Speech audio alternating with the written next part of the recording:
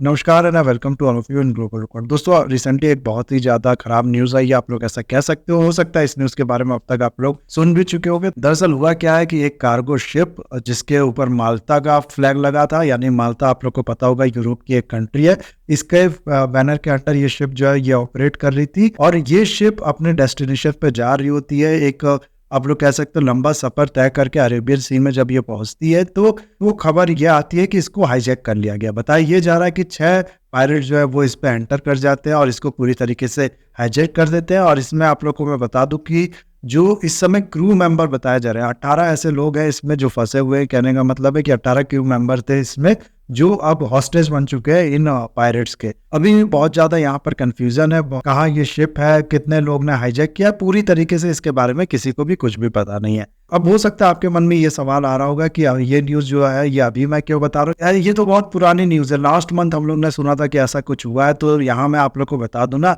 कि ये जो न्यूज़ है और लास्ट मंथ की जो न्यूज़ आई थी ये बिल्कुल अलग न्यूज़ है, आप लोग ऐसा कह सकते हो। लास्ट मंथ जो न्यूज़ आई थी जो शिप उसमें इन्वॉल्व था उसका नाम था गैलेक्सी लीडर और इसको हाईजैक किया था हौतीस रेबल ने। आप लोग को पता होगा यमन में जो ये यमन कंट्री है यहाँ पर इसकी जो गवर्नमेंट है और हौतीस एक टेररिस्ट ग्रुप है, आप लोग ऐसा कह सकते हो, उनके बीच में कॉन्फ्लिक्ट चल रहा है। तो ये जो हौतीस टेररिस्ट है इनने ये जो शिप था गैलेक्सी लीडर इसको हाईजैक किया था और ये जो शिप है ये आ रहा था टर्की से इंडिया के लिए। लेकिन हौतीस जो है इनको लगा कि ये शिप जो है ये इजराइल का है, जबकि ऐसा कुछ भी नहीं था और इसीलिए इनने इस शिप को हाईजैक कर लिया क्योंकि ये इजराइल को पनिश करना चाहते थे। इजराइल जो ऑफेंसिव लॉन्च कर रहा है गाजा पट्टी में, आप लोग ने काफी सुना होगा इस चीज के बारे में। इजराइल और हमास का जो वॉर चल रहा है ये काफी टाइम से चल रहा है, इसके बारे में काफी आप लोग सुन रहे होंगे। तो इसमें इजराइल को पनिश करने के लिए, इजराइल को इस काम से रखने के लिए, एक तरीके से आप लोग कह सकते हो इजराइल से डील करने के लिए इन लोगों ने ऐसा किया था, ये सोच के कि ये समझ के कि ये जो शिप है ये इजराइल का। लेकिन ऐसा बिल्कुल भी नहीं था। अभी की जो न्यूज है उसमें जो शिप इन्वॉल्व है उसका नाम है एनवी रुवन, यहाँ पर आप लोग देख सकते हो। इसको हाईजैक किया गया और इसमें हौतीस का नाम देखो नहीं आ रहा है। इसमें कहा यह जा रहा है ना कि एग्जैक्टली तो खैर नहीं बताया जा रहा है, कहानी ये कहा जा रहा है कि कुछ पायरेट जो है उनने इसको हाईजैक कर लिया। अब यहाँ मैं आप लोग को बता दूं कि ये जो हाईजैकिंग हुई है ये हुई है सोमालिया जो कंट्रीज है उसके आसपास। तो कहा यह जा रहा है ना कि सोमाली जो पायरेट्स है उनके द्वारा ये काम किया गया।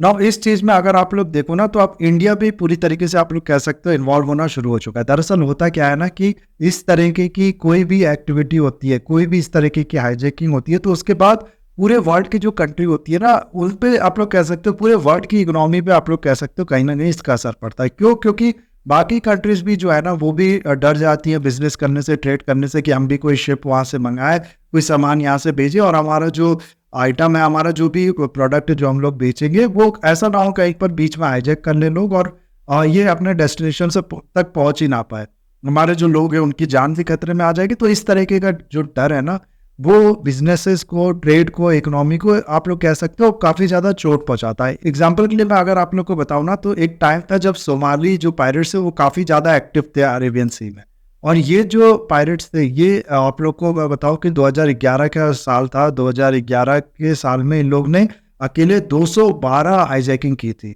और इन 212 हाईजैकिंग से ऐसा बताया जाता है वर्ल्ड बैंक की एक रिपोर्ट के अकॉर्डिंग की 18 बिलियन यूएस डॉलर का जो लॉस है वो हुआ था पूरे वर्ल्ड को।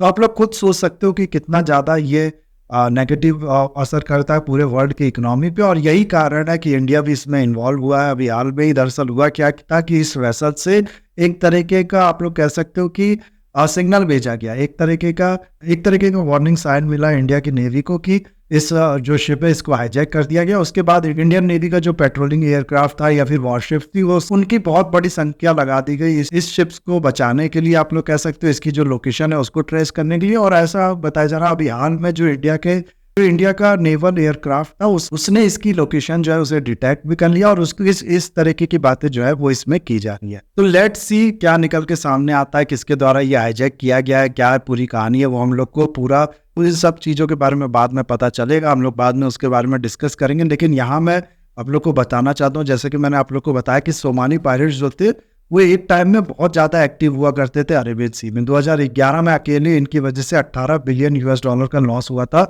पूरे वर्ल्ड जो है उसकी इकोनॉमी को। ये चीज़ मैंने आप लोग को हाल में ही बताया।